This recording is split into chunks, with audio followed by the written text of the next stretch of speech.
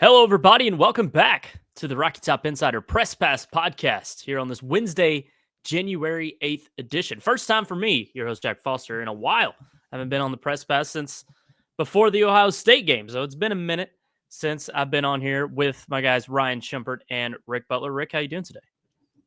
Pretty good. I am, I'm happy to be here talking with you guys. Like you just said, it is some cold weather out there in Knoxville, Tennessee right now. As I was driving over here, snow flurries coming down a little bit, not too much, but somewhere in the sky. So certainly that time of the year. But it's good to be here with you guys, and it's good to be not driving home from Gainesville today. Obviously, we did not go to that game yesterday. We will be. Well, I say we. Ryan will be in Austin. Not to spoil the basketball conversation later. Ryan will be in Austin coming up this weekend, but boy, am I glad not to have to be driving home after that absolute beatdown yesterday. That just would have made for a long 11-hour trip, whatever it would have been. So happy to see you guys. Happy to be here. Happy to get into some Tennessee sports conversation.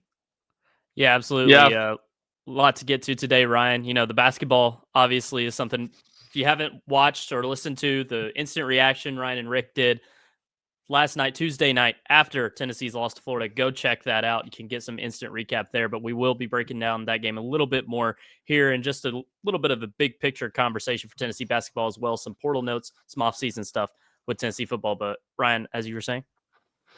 For sure, and to Rick's point, I was considering going to the Florida game, trying to weigh it, and there were a number of reasons, kind of logistically I didn't, and this was not the deciding factor or anything like that. But one of the reasons I didn't go to Florida was I don't really think they're going to win. So that's going to be a long drive back for a game that I don't think they're going to win, and because of that, I'm not sure how much people are going to be reading about it, and all the more significant when it's a game like that. That would have been a long drive back today. So, and then a miserably long drive back home today. For sure. And Rick said the weather. That's kind of what I'm trying to figure out now is looking at changing some travel plans to get me to Austin a little bit earlier to avoid some of this bad weather in Knoxville. Luckily, all that weather in Dallas that's supposed to affect the Cotton Bowl is not going to be in Austin. It's supposed to be like 60 degrees in Austin on Saturday. It's going to be lovely. But yeah, trying to figure all that stuff out here on a cold gray Wednesday here in Knoxville. Yeah, bad weather all across the country. Obviously, what's going on in LA right now. Thoughts and prayers to those people. That's terrible what's going on with all the fires around Santa Monica right now. It's kind of crazy. I was just there like 2 weeks ago, 3 weeks ago, whatever it was. So it's wild. How was that trip? Oh, it was great, but it was when the weather was nice in early December. Now it's obviously not great. I have a bunch of coworkers at Omaha who live there, so it's a mess right now. Hopefully that can, get over with soon. I have something quick I want to talk about here before we get into the sports. And Rick, you can definitely relate to this. Ryan, sorry, you can't. But Rick, I'm a person who stresses more than most. So I kind of know I'm probably going to get gray hair before most guys do. I just feel like it's going to happen sooner for me. Where is this going? So I saw gray hair in my beard this morning, and that was the first time I'd really noticed it. And I'm 22, so it's dang it, I'm already having to pluck these little ones out here and there. And I imagine you've run into that a couple of times as you're approaching 30, or are you 30? You're close. Anyway, Jack. My question to you, Rick, is would you rather have your hair go gray and your beard stay color, or the other way around? You have gray beard and the hair and the color stay in your hair, or would you rather your hair go gray and the color stay in your beard for longer? It's kind of the money question. Do you like Tennessee's orange jerseys and white pants, or do you like him more in white jerseys and orange pants? Yeah, I guess I would rather like to keep the color in my hair, and I can let my beard go gray. But I'm not really scared of either. I'm kind of, I don't think I'm going to mind that too much. But you're right. You do get some, you do get a little salt in the beard sometimes, and that does happen. But that was such a, I never could have guessed that question was coming up to start this show here today. So I'm just so unbelievably unprepared for it. But yeah, I guess I'd rather say the hair, just because I don't know. I spend a little bit more time on, on YouTube and video podcasting type things like this. And if I'm going to have one of the two look good, I think the beard looks fine anyway. So Yeah, I guess that would be my answer, but I wouldn't really be I'm not too fearful. I see you talk about maybe, getting a little nervous that you find some gray hair. Like I'm much more worried that I'm going to lose just my hairline in general. Like that I is hear that infinitely too. Yeah. more of a fear than getting gray hair. It's just losing it or getting a bad hairline, or obviously the widow's peak is hidden a little bit here, but that's far more of a pressing concern for me. Far more. And also I think I'd rather go clean shaven than bald, right? So like I'd rather have hair and no beard than beard and no hair. Whereas, you see a lot of guys in their 40s who just naturally go bald with beard. I don't know. Maybe I end up that way. We'll see. That's what I think that's what I would pick too. Now I do have a Casper the Friendly Ghost type complexion. Same. I think Obviously. under my hair, it would tell look even worse. Like it would truly be like Crayola white. But I think I would take the opposite. Like I could lose my hair, but as long as you gave me a full beard, I think I'd still be in business. There's a lot of people like that. Ryan's got a smirk. Like if Ryan ever grows a beard, we can ask him. But at this moment, I think he's he's got a smirk like we said something that he's got unlocked or something. I think that's a crazy thought, Rick, what you just said. Having the shaved head with the beard instead. Like I feel like to be that guy, common, though. Yeah, it is more common. And if you're losing your hair, I say this with all due respect. To be that guy, I think you got to be jacked. I think like 85% of those guys are jacked. Yes. That is, I do think you're onto something there. But I think oh man, and I hope we're not offending any bald people here, but like I do think that the beard works so much better with the bald look. I think if you are bald, you should try to get the beard going because it gives you at least some sort of oomph, right? Something that just, But not that we want to insult the bald listeners out there. I'm sure there's a few. Unless Mike Wilson or Ben McKee are listening. In that case, we do want to insult. Take full offense, specifically those two. Yeah. Now in that case, that's a different story. We don't like those guys. Yeah, but no, generally speaking, I agree with y'all's assessment. I really can't relate to it. Can't grow facial hair. Have pretty good head genetic hair that from grandparents on both sides. I think I'm going to be fine there. So, but yeah, can't grow facial hair. So, but I would tend to agree. I think you'd rather with the coloring between the beard and the hair. I would agree with y'all's assessment. Yeah. Yeah, and if you are offended at all, catch me in about 10 years. Chances are I'll be bald. If the way things are going with my hair right now and my family, about an 85% chance I will be hairless to that point in about 10 or 15 years. You get to that point where you got to start figuring out how to style it to cover it up. Like I don't do as great on this side. I do a little bit better on that side. So, these are some brutal details that I've sat in front of the mirror and thought about for hours and hours at times that we're just sharing here in the first 9 minutes of the podcast today. But, you got to do, if you're losing a little bit, you got to figure out something to do. You're right, Ryan. I don't really think you have that problem as much, but guys like Jack and I, we've got to do what we can for when we can, I should say. Yeah.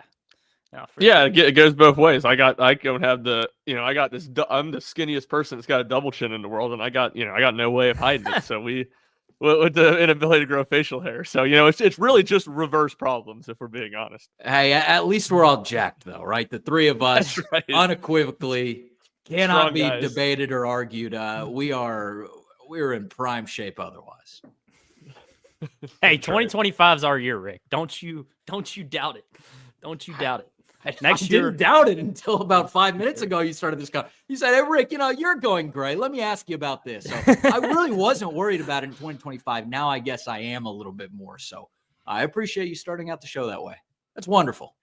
Yeah, thought it was fun. Let's dive in to the sports discussion. Let's start with football and the portal notes here. The big one being that Tennessee has landed former Alabama wide receiver Amari Jefferson out of the portal. It's really like it's not a high school commitment. It's a transfer commitment, but it kind of has the feel of a high school commitment as Amari Jefferson, a redshirt his freshman year at Alabama, did not play at all. So it's basically like a new college football player coming to Tennessee in a way This is obviously big for Tennessee's wide receiver room, given all the departures and just the fact that an overhaul is probably needed for Tennessee to get the play at once out of its room in 2025. So, Ryan, I'll start with you. This is obviously really great news for Tennessee to land a semi-local kid too, Chattanooga native.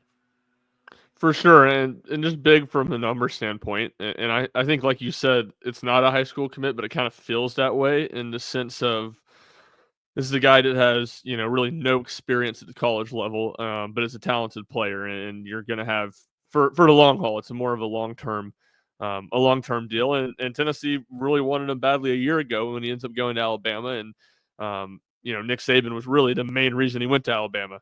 Is how much Amari and his family like the possibility of playing for Saban. Obviously, Saban retires before he plays a game. He gets injured last year, misses the entire season. So it's big from the standpoint of you add another body, you add an outside body, which I think when you talk about having Chaz Nimrod back and potentially Boo Carter playing the receiver, those guys will be in the slot. It's probably the spot you needed bodies at more.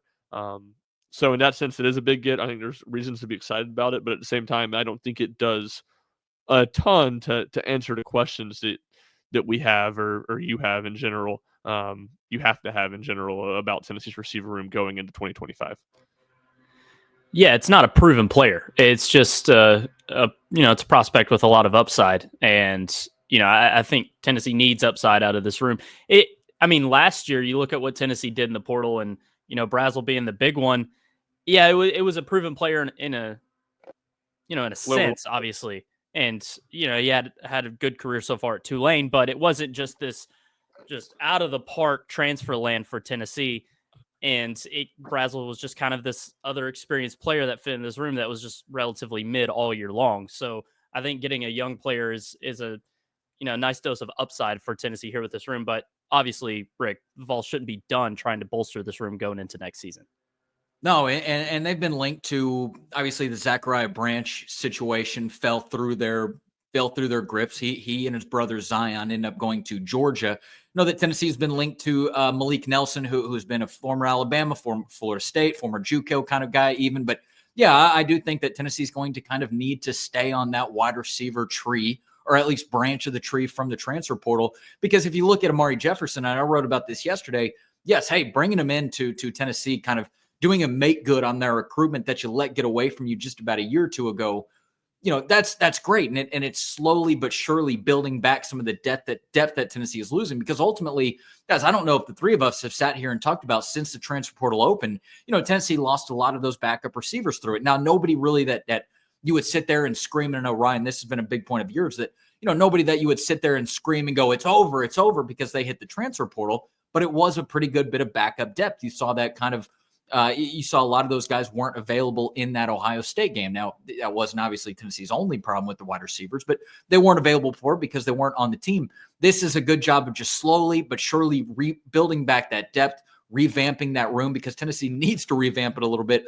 Big news of the offseason, obviously, is Mike Matthews. Tennessee being able to retain him for his sophomore season. That was a big talking point, certainly among Tennessee's social media as well. But yeah, I think that bringing in Amari Jefferson is great news for Tennessee. Again, it's sort of a make good on a prospect that you let get away the first time.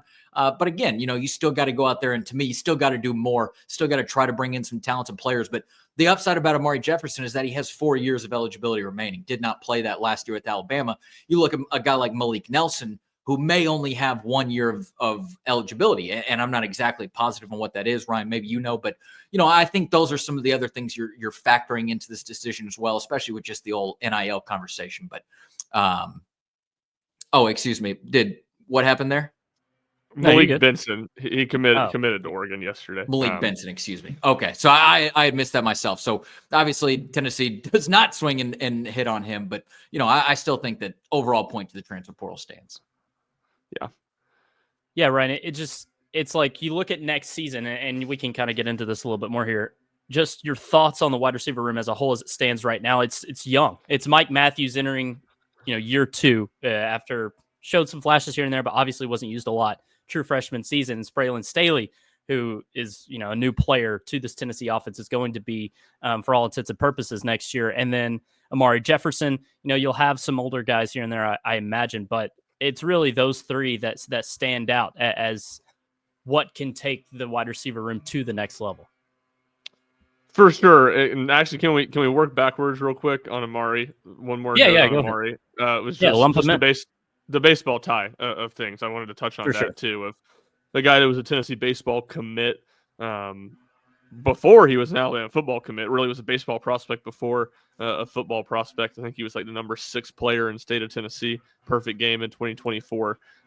From talking to some people on the baseball side on Tuesday after his commitment, sounds like both sides are interested in Amari potentially playing baseball still at Tennessee, but a lot of stuff to kind of still work through. For one, I think Tennessee had some questions about how healthy is he right now, coming off of that injury that sidelined them in football last year, and then just the fact that Tennessee's players are showing back up on campus really this week. Baseball players this week before classes start here shortly, and the season's just over a month away. So I don't know what that would look like. I have a hard time thinking Amari Jefferson is going to have any sort of real role within the Tennessee baseball team this year. It's kind of like Tennessee baseball's top 5 team in the country, reigning national champions. It's not like they're just desperate for anybody that can play. Yeah, it's going to take someone, and at the new year be like, oh, yeah, you're going to contribute day one. Yeah, it's not happening.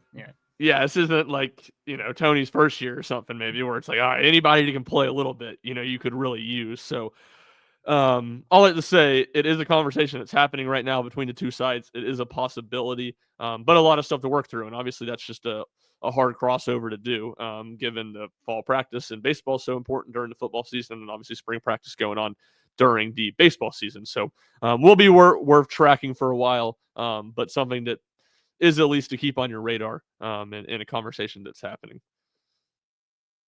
So yeah, just back to what we were talking about a minute ago. The 2025 outlook of this room with Matthews, Staley, and Jefferson. I really want to focus on this trio of young wide receivers. Do you think, as it stands right now, like I said earlier, I think you'd hope Tennessee isn't done from a fan perspective of bolstering this room, but as it stands right now, do you think that there is a good amount of upside for this room to at least have some optimism going into next year that it can make a bigger difference than it has in the past 2 years? There's some optimism. I wouldn't say I'm overly optimistic about it. I wouldn't say I think they're going to be a whole lot better personally. There is a chance there because of what you said. It's largely a bunch of young players, and Mike Matthews is talented and Braylon Staley's talented. But personally, I don't really understand what Tennessee's been doing in the portal at receiver. And maybe I'll. It just feels like if there was going to be a big land, like you look at other schools and what Georgia's doing, that kind of stuff has already happened. It's happening now. It's happening the past 2 weeks. Like, I mean, Tennessee's gotten 2 players out of the portal, right? So. Unless, and I'm trying to hold out not being overly critical of Josh Heupel and his staff, but to me, unless they're tampering their butt off with somebody that's a good receiver on a playoff team right now, and they're going to get them in the portal after the season's over, or after their whatever team season's over, I just don't get what they're doing. Like, they go after Zachariah Branch some. It seemed like the Malik Benson stuff, and look, Malik Benson's not a difference maker or anything like that. He's got like 500 yards in 2 seasons at Alabama and Florida State. But like Noah Thomas is the one. Tennessee was never linked to Noah Thomas, and I have no clue why they wouldn't pursue him. They need outside receivers. He had, I think, just shy of 700 yards and like 5 touchdowns last year at A&M. Not a stud, not an all-SEC guy or anything like that, but a solid player. And Tennessee wasn't linked. To me, it makes no sense to me what Tennessee's done in the portal. And again, they can prove me wrong. Maybe there's a plan there that I don't know about. And we'll see how that unfolds over the next couple weeks as everybody's season comes to a close. But right now, it felt like when the portal opened 6 weeks ago, it feels like Josh Heupel was the only person in the state of Tennessee that didn't know Tennessee needed to go be active at receiver in the portal. That's what it feels like to me. Because even before they lost these guys, which again, I don't think losing these guys was any huge sin on Josh Heupel's part. None of those guys were great players. Squirrel was really the only guy that contributed any. And certainly getting Mike Matthews back was big for Tennessee, so I'll give them credit there. But it was apparent Tennessee needed to upgrade at receiver from this past year to improve offensively. And nothing that Tennessee has done, Tennessee's coaching staff, nothing that they've done attacking the portal would make you think that they felt that way. which to me is a little bit jarring. Again, I'll hold out, thoughts of maybe they go out and get somebody that's still playing. And there's somebody that they have their mind out there that they think is going to hop in the portal, and they think they can get. But if that doesn't happen, it's pretty befuddling to me. Yeah, it seems like all the drama that has been surrounding Tennessee since the season ended against Ohio State and with the portal has just been keeping its own players, really, too. With the Nico stuff and the Instagram stories, you guys know what I'm talking about. That was a huge deal for a couple of days. And then, of course, the Mike Matthews being the biggest. But if the biggest drama is, what's all the headlines is keeping your own players, that's not how you get better going into the next season. And Tennessee hasn't really done anything in the portal to make you believe that or think that Tennessee is definitely going to be better next year, that Nico's going to have more help. You lose Dylan Sampson too. It's another position, but that was the heartbeat of Tennessee's offense this year. So it'll be an interesting, offseason for this Tennessee team as a whole, and really this offense, to see what Josh Heupel and co can do to get these guys, ready to compete at a higher level next year and more consistent level. Yeah, and look, you look on social media a little bit, you see a lot of different reactions. There's a lot of people who are very hot. There's a lot of people who are very cold. But I think there's people out there who are, sort of looking at this Tennessee receiving core and saying, okay, well, if you give us Brazel and if you give us Staley and if you give us Matthews, that's a great core right there. But that's also really an inexperienced core, right? Braylon Staley did not play at all during his freshman year, besides maybe some backup snaps I'm not familiar with. Mike Matthews, for some reason, was not getting into the rotation late in the year when he could have, and frankly, he should have. Mike Matthews should have gotten a lot more experience, in my opinion, heading into this next season where he's going to be relied upon and called upon a lot more. And then you're bringing in Amari Jefferson, who, again, did not play during that first season in Alabama. We know what Chris Brazel is one season into this SEC run that he has with Tennessee.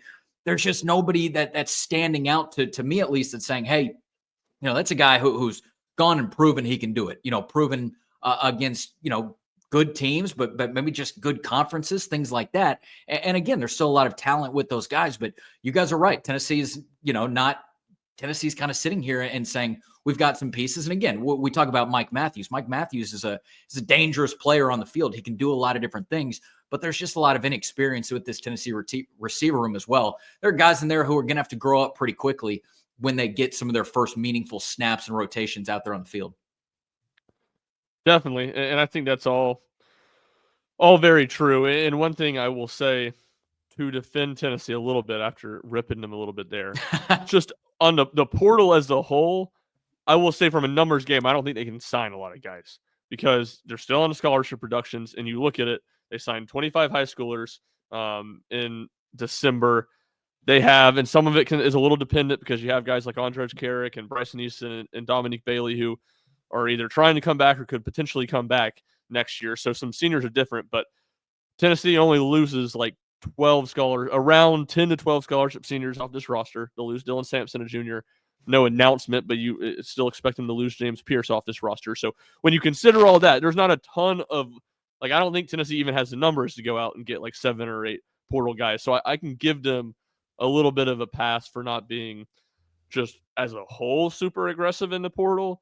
But still, there are some obvious needs, and there are some spots they do have available. And to me, they have not been aggressive enough to try to pursue those holes on the roster. The ones that they do have the numbers to be able to fill. To me, that's the part where I don't really understand and would be critical of.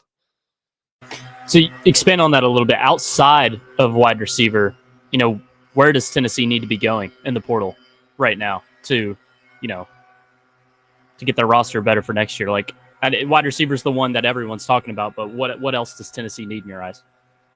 I think that's by far the most obvious one, but offensive line too. At least a body there. I mean, right now you're going to have, and look, they tried to get, I think it's Josh Thompson, the kid that ends up going to LSU from Northwestern. Right.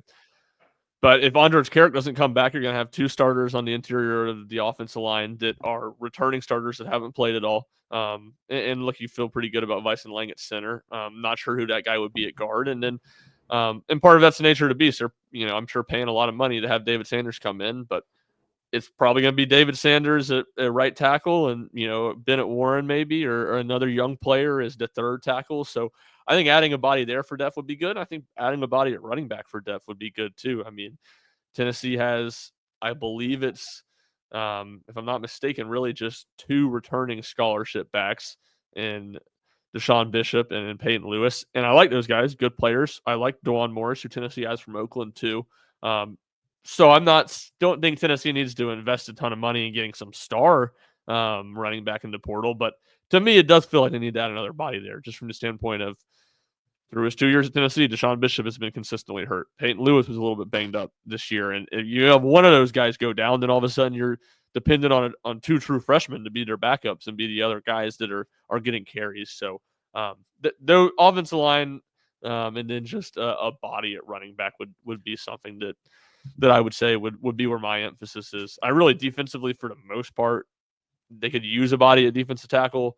But if they're already get Bryson Easton back, I don't think they're just really in flux there or really need to add somebody else.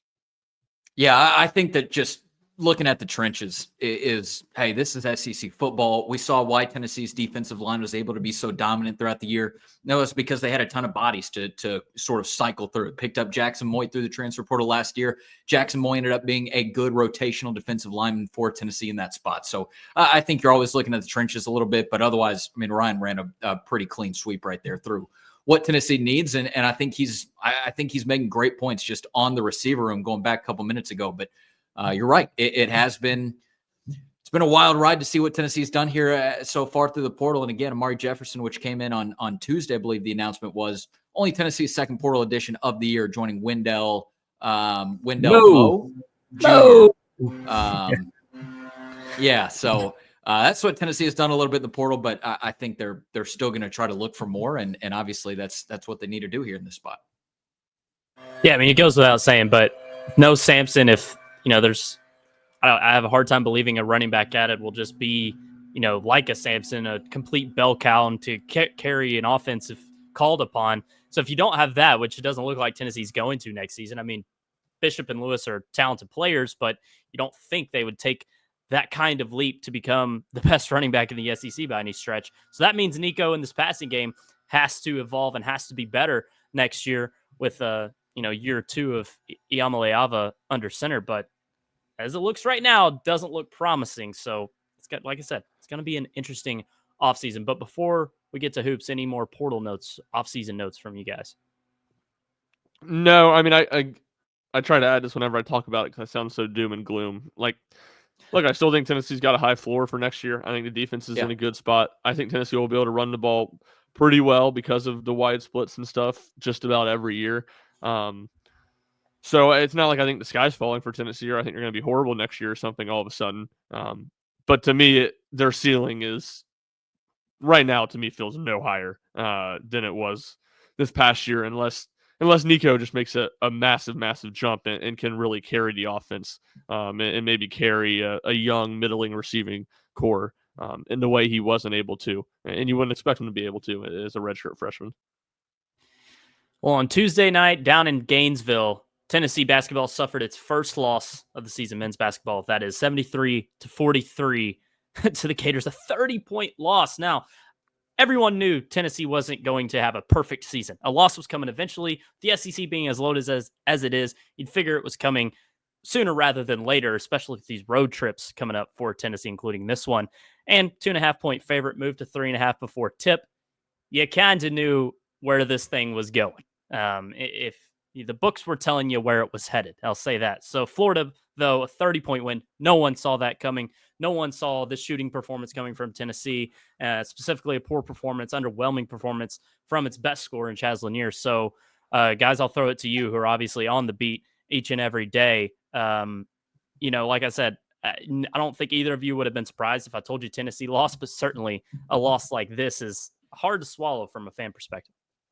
Yeah, when you look at a 30-point loss, right, you're thinking, all right, so really nobody must have played well. And in a lot of different ways, that was the case. Tennessee just really struggled top to bottom with this team. Yes, we know that Tennessee's had offensive woes at times throughout the years, throughout the Rick Barnes era. But you look at last year's team, they did have a player in Dalton Connect that you could at least feel like, hey, maybe even if everyone else is slumping, he's going to be a guy to claw them back or at least kind of keep them around. Chaz Lanier's that guy, no doubt about it, for Tennessee this year. But he was really ice cold yesterday as well. I believe only hit 1 3-pointer on the game. In fact, nobody from Tennessee hit more than 1 3-pointer in the game. Tennessee shoots just 21.4% from the floor and did not have a go-to guy to go ahead and get them buckets. It was just a cold shooting night from everybody all around. And Tennessee had a couple of good looks from the perimeter to start the game. None of those fell in. I really felt like if Tennessee was able to, because on the defensive end of the court, they forced 2 turnovers on Florida's first 2 offensive possessions. I felt like, hey, that defense is active tonight. Their hands are moving around. They can maybe create some opportunities, but they weren't able to capitalize it on the other end. And yes, you can talk about a lot of different misses from the game, but I do think that the ones that were at the beginning of the game that could have set the tone for Tennessee, that could have put them, on top of the scoreboard in those first couple minutes before the media timeout, I felt like those could have been big. But alas, Tennessee does not hit those and scores just 15 points. I mean, Ryan, I certainly can't remember a 15-point half. Even with some of these bad sports or bad basketball teams that we've seen at times here, 15-point half is something else. That was not something I was expecting by any stretch.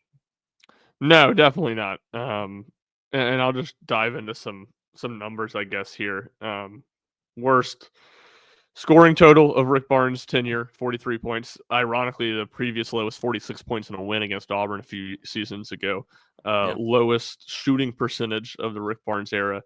Biggest loss of the Rick Barnes era, 30 points. The previous 2, I think it was tied at, I got it written here somewhere. I think it was like 29 points, or it was either 28 or 29 points at Auburn, at Alabama in the 2018 season and at Kentucky in the 22 season. And then this stat was just insane to me from Opta Stats. Tennessee, the first Division I team to shoot less than 30% from 2-point range, 15% from 3-point range, or 60% from the worst, or 60% from the foul line or worse in the 21st century. Any Division I team in a game, and obviously Tennessee, number 1 team in the country, In the third 21st biggest century. Yeah, the third biggest loss from a number 1 ranked team in AP poll history. The biggest loss in 57 years, when I think it was UCLA beat up on Houston in like 50, whatever the math would be, sometime in the 1950s or We all remember that 1960s, one. excuse me. Yeah, classic one.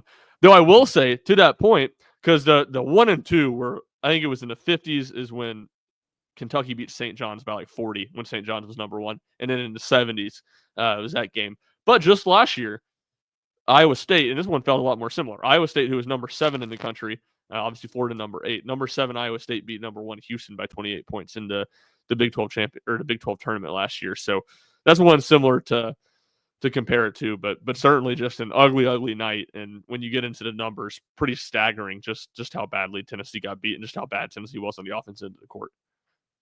Yeah, it was a nightmare. I mean, nothing was going right for Tennessee. And yes, they scored 28 points, pretty much doubled up their first half total in the second half. But it didn't matter because Florida was still able to do what they wanted in that game as well. And again, there were times where I thought that Tennessee was able to play good defense, especially early on in the game. They were forcing a couple of turnovers. They looked like that it was going to be one of those games where, man, if the offense could just get something going in rhythm, if a player or two could just kind of get something going, then maybe Tennessee's team defensive effort would be enough to not win the game. It just didn't feel like that after the start of the game, but at least sort of keep them around in it more.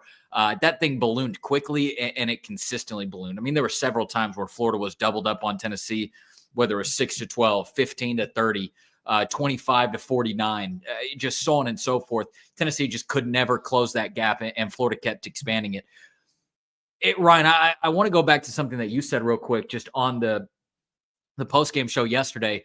Look, Tennessee had a bad shooting night. You can look at the box score. You can look at the 21% from the floor. You can look at sub 15% from 3. And you can tell that nobody played good. Tennessee just as a team did not shoot well. But was it maybe a little bit more than that to you? Obviously, guys can go cold at sometimes. It is the sport of basketball, if you will. But was there anything a little bit more to you in what you saw from the team on the court yesterday, despite just a bad shooting night? Definitely. And I think it's, multiple things you could go to. And one's maybe just compounds on itself and feels like I'm in semantics. I wondered about that while writing last night. But I think the more discouraging thing than Tennessee's shooting badly is it felt like Tennessee's shooting badly, it let them affect other things. And for one, it let them affect their offense. It felt like they lost confidence on offense. They were uncertain. They turned down open shots. And when you turn down open shots, you end up getting worse shots. You're turning the ball over. There were a lot of hesitations in the second half. Guys catching the Yeah. ball, hesitating, and then going for a shot. And that didn't look like Tennessee basketball from what we saw in the first 14 games. No, and you just can't have that. And even beyond that, I mean, Rick Barnes talked about it. He felt like they lost their composure a little bit. They were a little bit rattled, I think was maybe the word he used. And they let the poor shooting affect the rest of their performance, and that's something that Tennessee's been very good at under Rick Barnes, not doing that. And I imagine that will be one of the things Rick Barnes harps on the most today and tomorrow, and when Tennessee's watching film of this Florida game before getting ready for Texas. I think more, a long-term concern with this team, or maybe something Florida was able to expose was the lack of interior bodies, I guess, that Tennessee has. I mean, Florida's a really good rebounding team. They can score inside, and they dominated that battle. And Tennessee has been a good rebounding team, but a little bit more slender inside on its front court when you talk about from a defensive standpoint, and then just thin as a whole from a depth standpoint. With JP Estrella out, you saw Cade Phillips picked up 2 fouls early in this game. Tennessee was forced to play small a lot in the first half. If Igor Milicic needed a blow or Felix, if either one of Okpara or Milicic needed a blow, you had Jemai Mayshak or someone like that playing the 4 spot. And Florida was really able to do a good job of taking advantage of that and pushing Tennessee around a little bit inside. And I do think, luckily for Tennessee, this is not the year of the big in college basketball anymore. It felt like we had 2 or 3 straight years of that where there were so many good, talented big men. There will be less nights when I think this is a matchup concern for Tennessee. But you will see some teams like this. Auburn, and being one of them, Janai Broom, I think is the best player in the country. And when this happens, I mean, you talk about it all the time when you're talking about what does a team need to have to make deep runs in the NCAA tournament.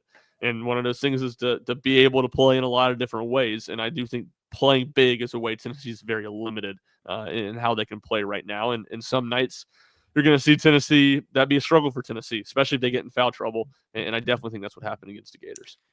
I had a buddy text during the game yesterday, and he said, he really wishes that this was a game that Tobe Awaka could have been back on the Tennessee roster and have a little bit of physicality. And I was just like, man, this is the first game for me that I've been like, hey, I just, it'd be nice for Tennessee to have JP Estrella on the court.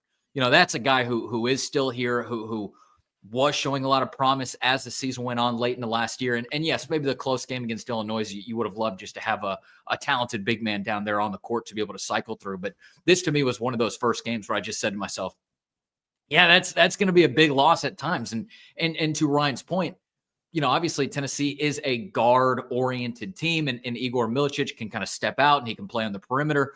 But losing JP Estrella, I think for the first really true time, you saw it last night that, yeah, Tennessee is a little bit banged up down low. Cade Phillips, he went in. I believe he only had a couple minutes in the game.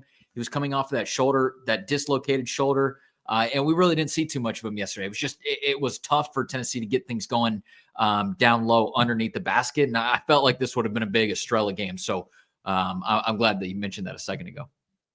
Yeah, I think definitely just from the body and the physicality and having different ways to play standpoint. And, I think I talked about this some when they lost JP Estrella for the season, that like one of the big things that you lost with JP Estrella's injury wasn't the fact that just you lose him for the year, which obviously matters, but even if he was able to play, that injury that limited so much of what he did in the offseason. Like, I think you hoped when the season ended last year, you hoped JP Estrella was a guy that some nights when shots aren't falling, you can throw the ball down to in the paint and he can give you 8 or 10 points and give you some interior offense.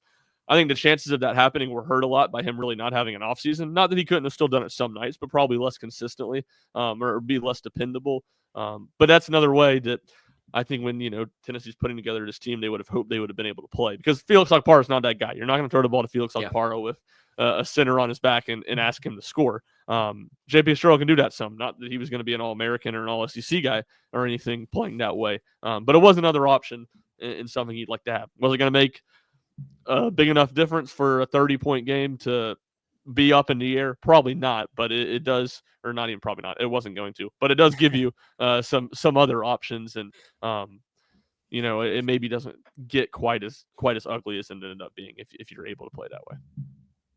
Yeah. Yeah, and 30-point loss, hard to stomach, but this is obviously a Tennessee team that's still really good. And I was talking to someone who is not at all just involved with Tennessee basketball or watches every game, just views from afar, and is heavily involved in football and hasn't been watching much college hoops this year. But he knows, I live in Knoxville and stuff, so obviously I keep up with Tennessee. And he was like, when does Tennessee play an actual opponent? And I'm like, Tennessee went into Champaign and won. So this Tennessee team still has wins under its belt that prove that this team is legit. But obviously a bad loss in Gainesville last night. It's not pointing out that Tennessee's a fraud or anything. You see that floated around. A loss like this, of course, it's going to be. But I don't think that's the case for Tennessee at all. And Tennessee's going to have to dust itself off and got another road trip right around the corner in Austin against a solid Texas team that sure has lost both its SEC games so far, but obviously no easy task on the road in this league. No, yeah, there's really not.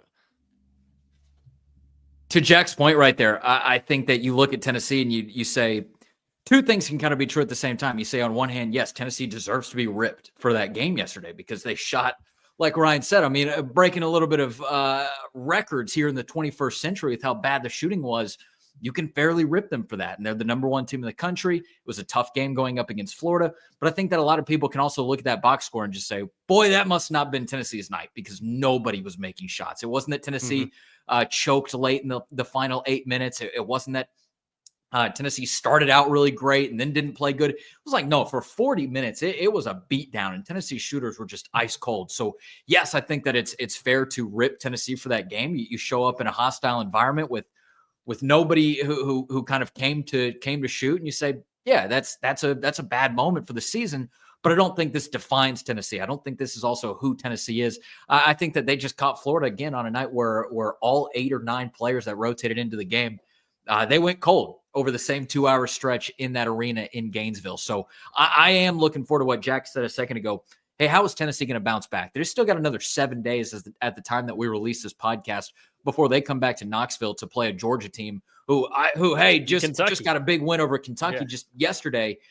So that game's going to be no slouch. But you got to now figure out how to bounce back on the road, and not just on the road, but in a place where there is maybe a little bit more emotion. Now, it's not the first or second time Rick Barnes has been back to Austin, but you got to figure, a place like that is always going to have some sort of level of familiarity and some sort of level of sentiment. So Tennessee's going to need to rely on those leaders in the room, those seniors in the program to say, hey, look, we can't let one loss turn into 2. We can't let one bad shooting night turn into 2, or else they're going to have a long wait back to get in front of their home fans here in Knoxville. They got to go do it on the road on Saturday, but I think they can. I think the opponent sets up well for them to be able to take advantage of it. But yeah, I think like Ryan said, you look at this game, you see maybe a more magnified picture of ways that Tennessee can struggle this season and ways that Tennessee can get beat this season. But I don't take this as the sky's falling or anything like that. It's just, hey, Tennessee ran into a buzzsaw on a night where they were completely ice cold, just like the temperatures in the Midwest. So that's at least my kind of take after sitting on it for a good 24 hours or so, almost. You hit the nail on the head with you can't let the one bad performance linger. And Tennessee needs to win at Texas on Sunday or on Saturday. Texas is a solid team, probably an NCAA tournament team. I know they're theirs right now. We'll see what happens. But even with that, I think this is probably, in my mind, Tennessee's second easiest road game in SEC play. So you need to win that one, and you need to bounce back. And if you do that, at the end of the day, I don't think you're going to look at it as some backbreaker that they lost that game to Florida. Certainly very ugly. And certainly these losses weren't as bad last year, but Tennessee lost by, I think it was 16 or 17 at Texas A&M. They lost by 16 or 17 to Mississippi State in the SEC tournament. Not games that are not a game that has to define Tennessee's season. Can just be a bad night, but Tennessee has to get back, and I do think that the Texas game is now particularly a really big one that Tennessee needs to get. This is what 4 straight years Tennessee and Texas play, right? Obviously, they're in the same league now, so makes sense. But they played last year in Yeah, the tournament, the tournament. 2 years ago in Knoxville, and then 3 years ago in Austin. That was the defensive ugly game, lost by 1, right? Last time in Austin. Yes, I mean I think so. I can't remember. They lost by 1 for sure. They were down big. Yeah, And I think 52-51. Yeah, Josiah had to look for 3 to win. I mean, it's the game I think Right. Tennessee was down 10-15. They benched Kennedy Chandler, came back, almost won that game, and that's really what sparked Kennedy Chandler. That was the SEC Big 12 Challenge, which at that time was the last weekend of January, and really from that game on, Tennessee turned the corner. I think they lost only maybe 1 more game before the NCAA tournament. Maybe it was 2. I think just 1, and started playing really well, and Kennedy started playing really well and kind of carried that team the rest of the way. Big inflection point game on that season. If you ever need to know, any history, trivia, anything about Tennessee basketball from 2016, 17 to now, ask Ryan Shumpert. Dude has been glue for the last near decade. Dude, freaking encyclopedia over there, especially when it comes to basketball and baseball. No doubt about it.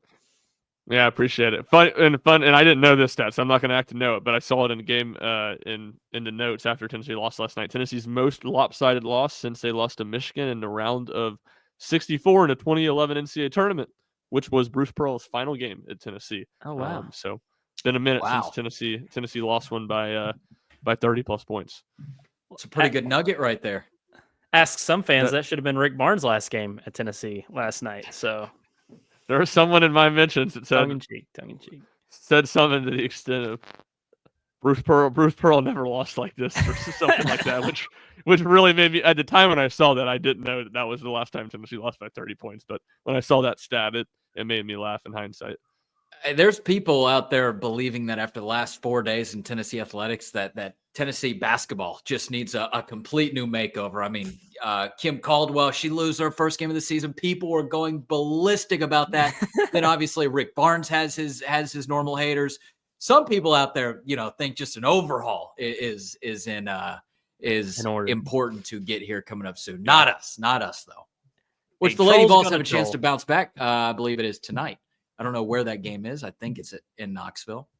But I think it's probably tomorrow. It's tomorrow night against LSU. Oh, is it tomorrow night? Yeah. 6:30 Pete. Thursday night. Biggin. There you go. All right. Be sure and watch that one. Anyway, that'll do it for this edition of the Rock Top Insider Press Pass podcast. For Ryan, you can follow him at rshump00 on all socials. Follow Rick Buller at Rick Buller. And of course, follow Rocky Top Insider at Rocky Top Insider on all your social media platforms, and stay up to date with all of your Tennessee athletics coverage needs, whether it's basketball season, baseball preseason, or football off season at RockyTopInsider.com. But for Ryan and Rick, I'm Jack. We'll see you next time.